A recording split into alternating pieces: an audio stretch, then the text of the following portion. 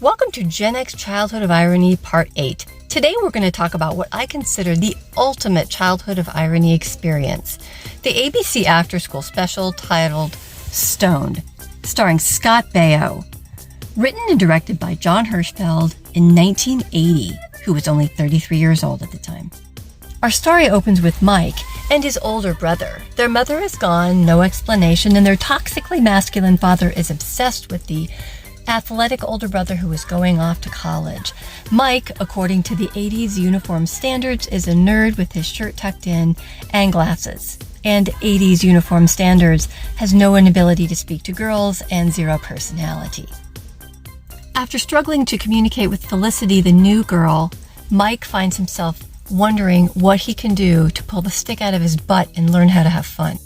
He becomes prey to the guys in school who smoke the devil's lettuce. And suddenly, Mike becomes everything everybody wants to be in the 80s. He has a personality, he's fun, he thinks that everything tastes good, everything looks good. He truly becomes what he's always wanted to be.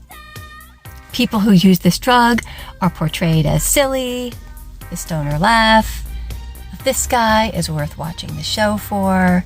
And since there was no odor for this substance back then, nobody notices.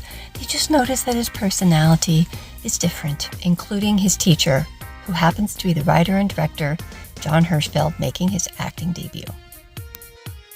He gives all of his students an impassioned speech about how this wacky lettuce can cause birth defects and brain damage and all kinds of serious side effects that will ruin their lives. But Mike does not listen, and he goes boating with his brother, who has a match in the sport we don't know about.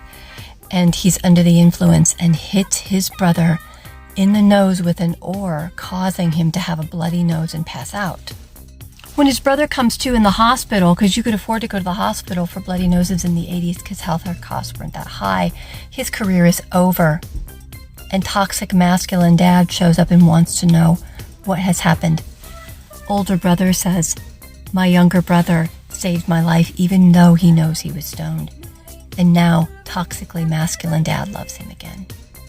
This causes our star to completely rethink what he's doing and give it up for good.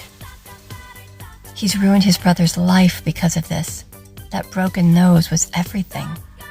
Now that he's sober, perpetually uptight, Felicity gets back together with him, and they move forward into the future to become PTA members and have millennial children. Statistically, children were more likely to use substances after watching this film.